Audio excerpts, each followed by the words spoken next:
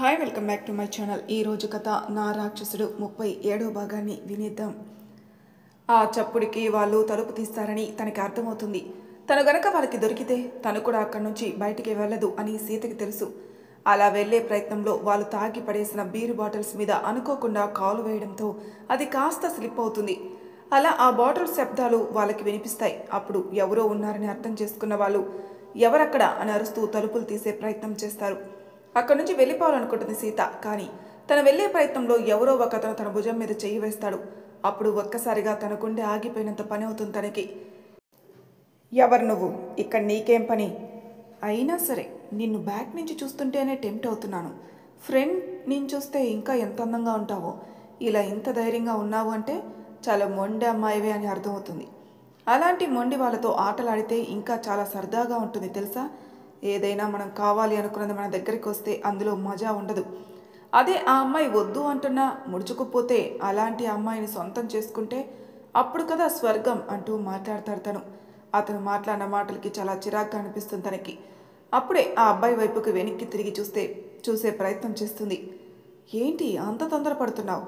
నన్ను చూడ్డానికి అంత తొందరగా ఉంటే చెప్పు, ఇప్పుడే మొదలు పెడదామా అని తను మాట్లాడుతూ ఉంటాడు.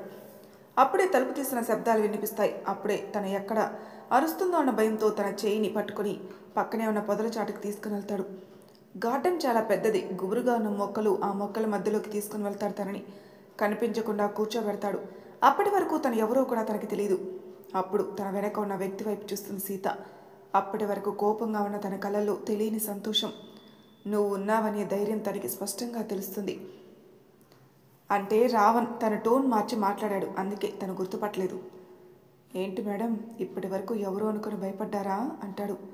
ముందు మీ మీద చెయ్యి వేసింది నేను కాదు, ఆ చెయ్యి వేసిన వాడు అక్కడ పడున్నాడు అంటూ అప్పుడే ఆ పొదల చాట నుంచి కొద్దిగా కనిపిస్తున్న అతని ముఖాన్ని చూపిస్తాడు రావణ్.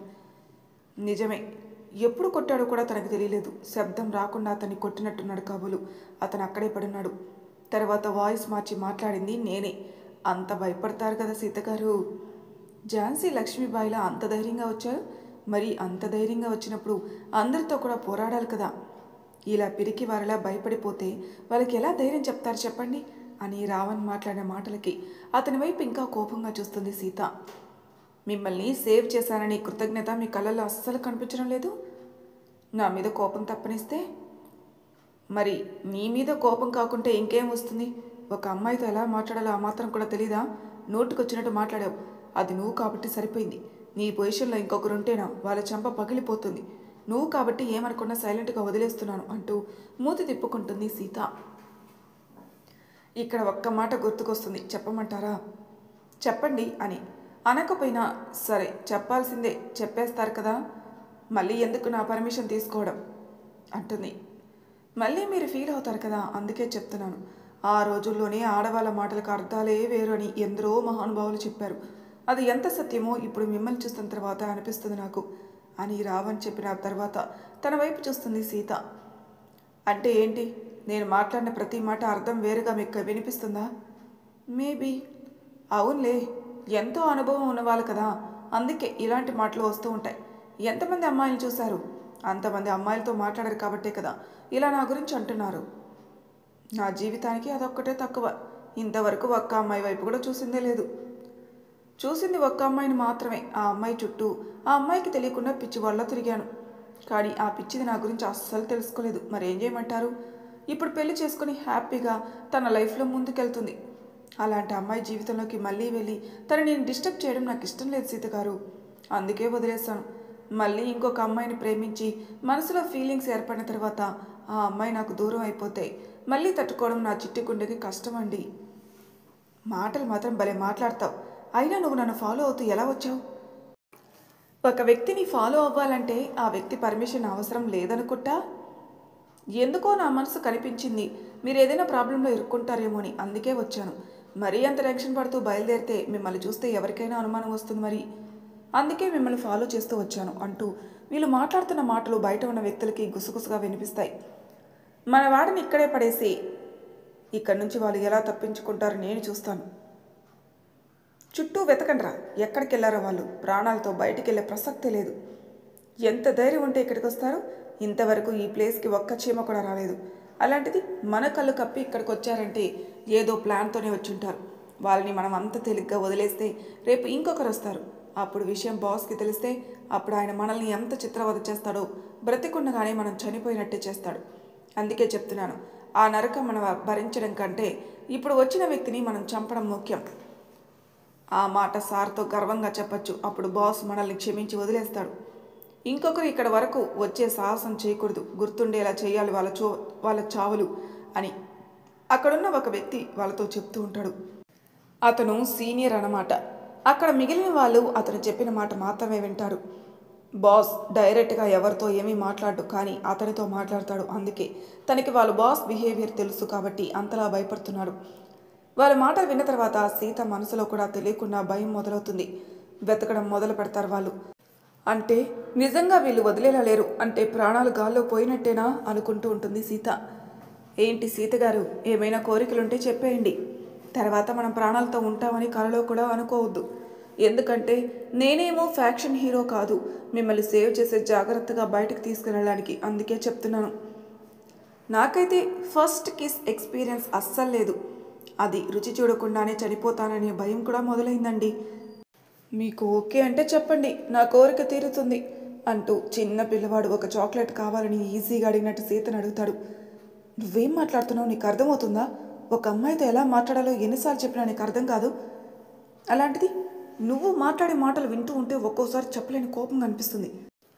ఎందుకో తెలీదు, మీరా కోసం నిన్ను ఏమీ అనకుండా వదిలేస్తున్నాను. మళ్ళీ తను కోలుకున్న తర్వాత మా అన్నయ్యని చూడాలి అని అంటుంది కదా, అప్పుడు నువ్వు ప్రాణాలతో లేవని తెలిస్తే తను భయపడుతుంది. అందుకోసమే వదిలేస్తున్నాను. ఏంటి సీత గారు, మీరు కూడా చాలా కొత్తగా మాట్లాడుతున్నారు. అంటే చీమకు కూడా హాని చేయని సీతగారు నన్ను చంపే సాహసం చేస్తారన్నమాట. తప్పదు, ఒక్కొక్కసారి మన ప్రాణాలు రక్షించుకోవాలంటే అవతల వాళ్ళ ప్రాణాల ప్రమాదంలో పెట్టక తప్పదు రాఘవ్. సీత మాట్లాడిన మాటకే అయోమయ స్థితిలో సీత వైపు చూస్తాడు తను. అంటే మీరు ఏమనుకుంటున్నారో, నన్ను ఏం చేయాలనుకుంటున్నారో, అసలు ఏంటి మీ ఉద్దేశం? అంటే ఇప్పుడు నువ్వు పరిగెడుతూ బయటకు వెళ్తావన్నమాట. వాళ్ళు నిన్ను పట్టుకోవడానికి నీ వెనక పరిగెడుతూ వస్తారు. అప్పుడు అందరూ నీ చుట్టూ ఉంటారు. మనం ఎగ్జైట్ నుంచి వచ్చాం కదా, అటు సైడ్ నుంచి వాళ్ళకి కనిపించకుండా వెళ్ళిపోతాను. అప్పుడు నేను సేఫ్ కదా. నేను వెళ్ళిపోయిన తర్వాత పోలీసులు తీసుకొని వస్తాను. నువ్వు బ్రతికుంటే నేను జాగ్రత్తగా తీసుకుని వెళ్తాను. అది నిన్ను వాళ్ళు చంపేస్తే నీ డెడ్ బాడీకి దహన సంస్కారాలు చేస్తాను. అమ్మా, ఏం ప్లాన్ తల్లి! ఎటు తిరిగినా నేను చనిపోవాలి, నేనే ప్రమాదంలో పడ్డాను.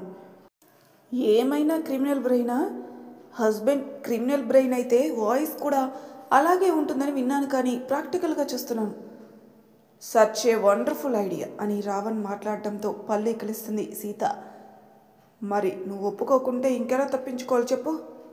పోనీ నన్ను వెళ్ళమంటావా? సరే, నేను వెళ్తాను, నువ్వు ఇంటికి వెళ్ళిపో. అందరినీ జాగ్రత్తగా చూసుకో.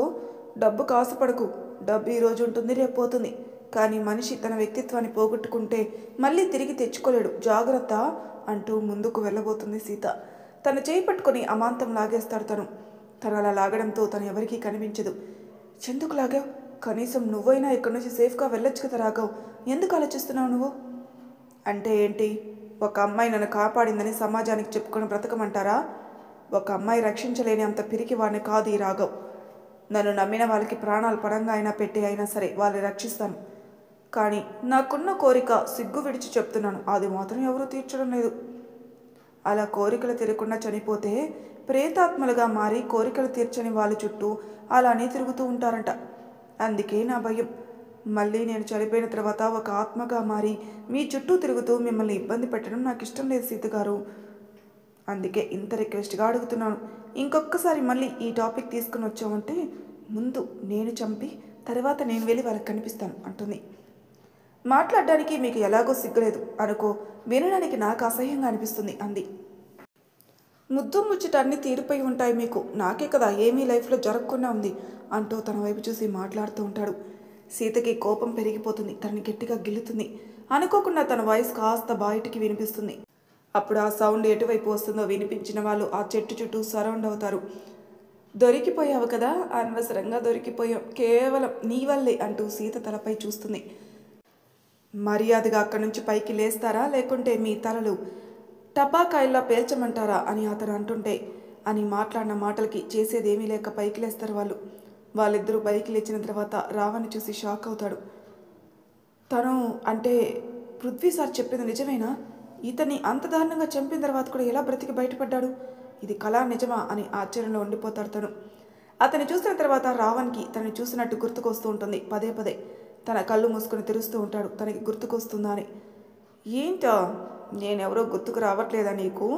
ఒకసారి నా చేతిలో నుంచి తప్పించుకున్నావు, అప్పుడే చనిపోవాల్సింది. అయినా అంత దారుణంగా పొడిచిన తర్వాత కూడా ఎలా ప్రాణాలతో బయటపడ్డావో ఇప్పటికే కూడా మాకు అర్థం కావడం లేదు. మళ్ళీ ఇంకొకసారి చనిపోవడానికి మీ ముద్దుల పెళ్ళాన్ని కూడా తోడుకు తీసుకుని వచ్చావా? అయ్యో రామా, కనీసం నువ్వు చనిపోయిన తర్వాత మీ ఇంటికి తనైనా సపోర్ట్గా ఉండేది కదా.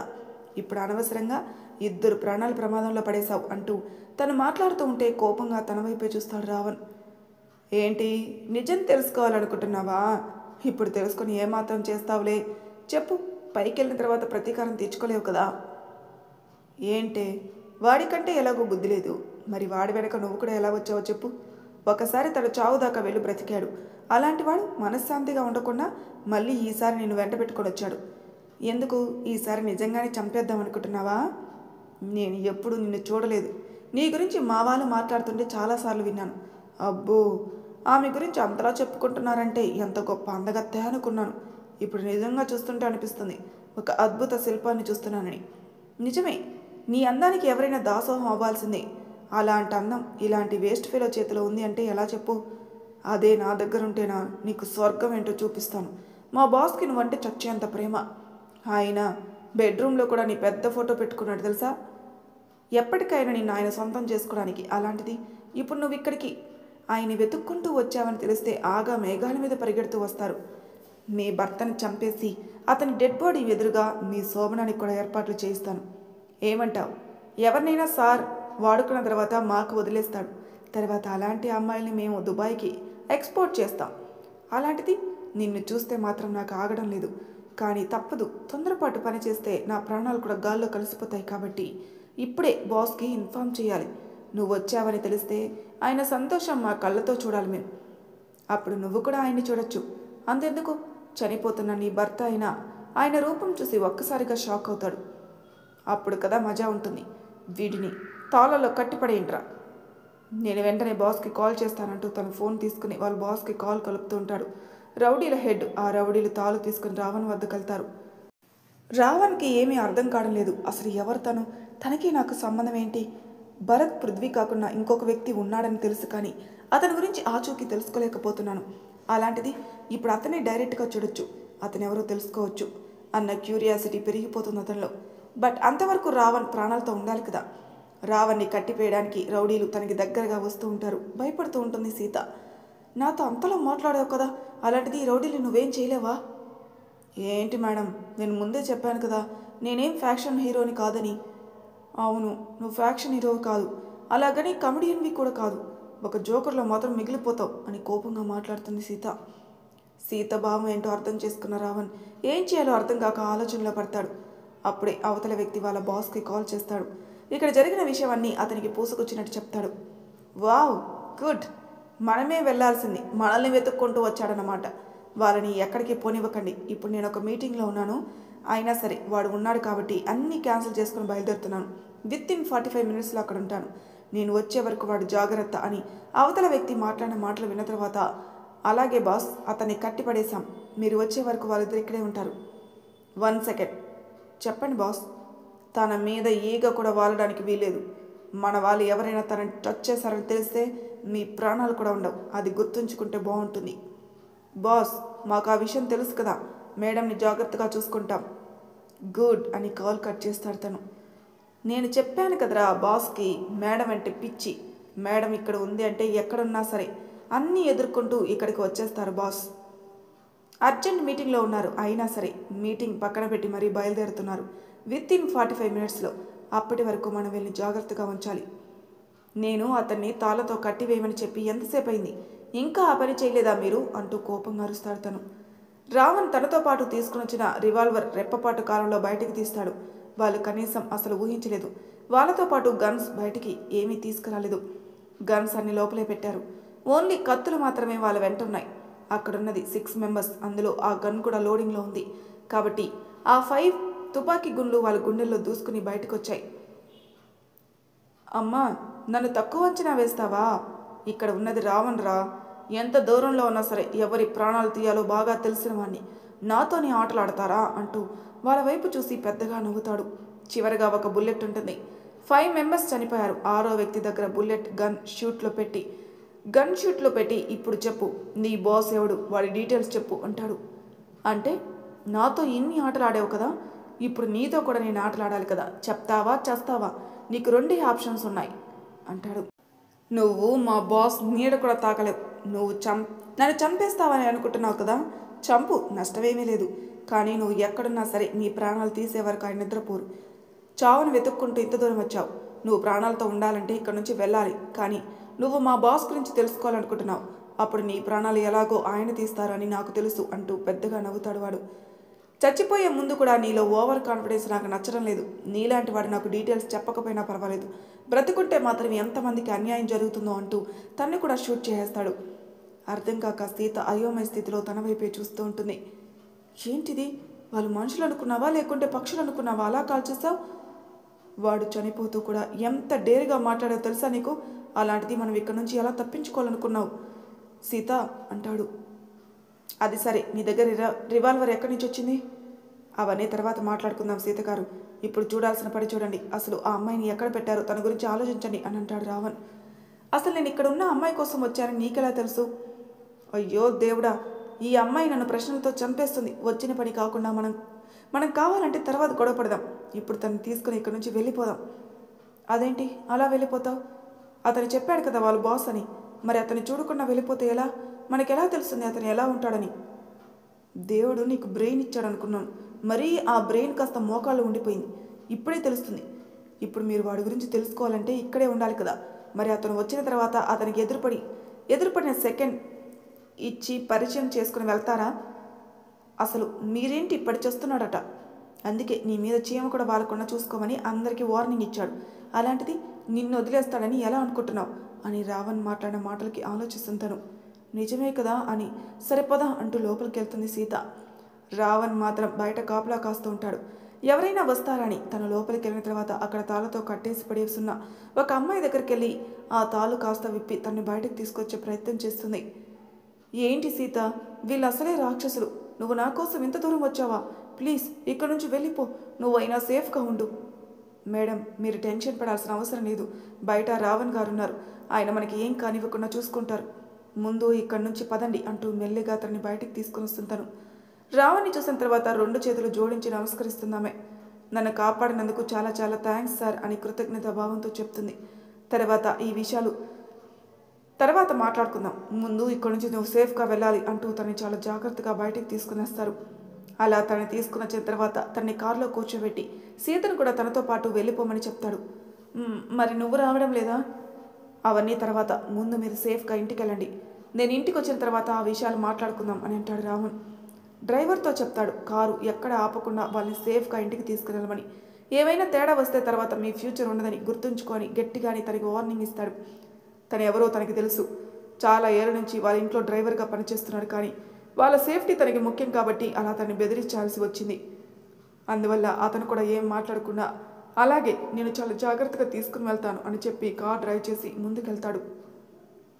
అలా కొద్ది దూరం వెళ్ళిన తర్వాత సీత డ్రైవర్ని కార్ ఆపమని చెప్పి, డ్రైవర్, నువ్వు నా గురించి ఆలోచించుకో, నేను జాగ్రత్తగానే ఉంటాను. ముందు మేడంని ఇంటికి తీసుకుని వెళ్ళు. అలాగే నేను ఆల్రెడీ సంజనాకి చెప్పాను, తను వస్తుంది. మేడంకి కావాల్సిన మెడిసిన్స్ అన్నీ తీసుకుని వస్తుంది. నువ్వు ఎక్కడా ఆగకుండా మేడంని జాగ్రత్తగా తీసుకుని వెళ్ళు అంటూ ఆమెకి ఒక స్కార్ఫ్ ఇస్తుంది. ఆమె ఆ స్కార్ఫ్ కట్టుకుని అక్కడి నుంచి బయలుదేరుతారు వాళ్ళు. డ్రైవర్ ఎంత చెప్తున్నా వినకుండా రావణ్ ఎటువైపు వెళ్తున్నాడు తనున్న అబ్జర్వ్ చేస్తూ వెళ్తూ ఉంటుంది సీత. ఆ గెస్ట్ హౌస్కి కాస్త దూరంలో వాళ్ళకి కనిపించకుండా చెట్ల పొదల మాటలు దాగి ఉంటాడు రావణ్. వాళ్ళు ఎప్పుడు వస్తారా అంటూ వాళ్ళ కోసం ఎదురు చూస్తూ ఉంటాడు. అప్పుడే అలికిడి అవ్వడంతో తన చేతిలో ఉన్న గన్ తీసి వెనక ఎవరున్నారా అని తనకి గురిపెట్టే ప్రయత్నం చేస్తాడు. నేనే అంటూ పెద్దగా అరుస్తుంది సీత. బుద్ధుందా మీకు? కాస్త కూడా బుద్ధి లేదా? నేను చెప్పిన తర్వాత కూడా నా మాట వినకుండా నువ్వు మళ్ళీ ఇక్కడికి వచ్చావంటే ఏంటి నీ ఉద్దేశం? చచ్చిపోవాలనుకుంటున్నావా అని కోపంగా సీత మీద ఫైర్ అవుతాడు తను. కొంచెం ఉంటే నేనే చంపేసేవాడిని. నువ్వు అలా అరవకుంటే బుద్ధుండాలి. మనం ఎదిగినంత మాత్రాన సరిపోదు, కాస్తైనా ఆలోచించే గుణం ఉండాలి. అది మీలో లేదని స్పష్టంగా తెలుస్తుంది అని చాలా కోప్పడతాడు తన్ని. తను అలా మాట్లాడుతూ ఉంటే ఏం మాట్లాడుకున్నా మౌనంగా ఉంటుంది సీత. అప్పుడే ఆ లోపలికి కారు ఎంట్రీ ఇవ్వడం జరుగుతుంది. ఏం మాట్లాడుకున్నా మౌనంగా ఇక్కడ కూర్చో అని అంటాడు. అలా కారు లోపలికి వెళ్ళిన తర్వాత చాలా ఆతృతగా ఆ వెహికల్ నుంచి ఒక అతను బయటకు దిగుతాడు. మంచి రాయల్ లుక్లో చూడ్డానికి చాలా రిచ్ పర్సన్గా కనిపిస్తాడు. తన హావభావాలు, తను నడిచే విధానాన్ని చూస్తే చాలు ఎవరికైనా ఒంట్లో వణుకు పుట్టాల్సిందే.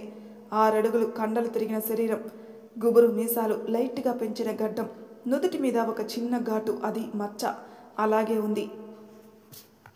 తన కళ్ళకున్న కూలింగ్ గ్లాస్ తీసి అప్పుడే అక్కడ పడిపోయి ఉన్న వాళ్ళ వైపు కోపంగా ఆవేశం తన్నుకు వస్తూ చూస్తుంటాడు. చేతికి చిక్కిన వాళ్ళని ఇంత సులువుగా వదిలేస్తారని అనుకోలేదు.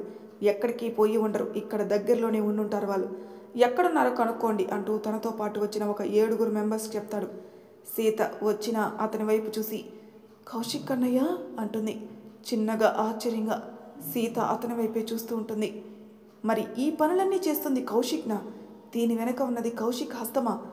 మరి ఏం జరగబోతుందో తర్వాయి భాగంలో తెలుసుకుందాం. అంతవరకు నా ఛానల్ని సబ్స్క్రైబ్ చేయని వాళ్ళు ప్లీజ్ సబ్స్క్రైబ్ చేసుకోండి, లైక్ చేసి షేర్ చేయండి. మీ అభిప్రాయాలు నాకు కామెంట్ రూపంలో తెలియజేయండి. Thank you for listening.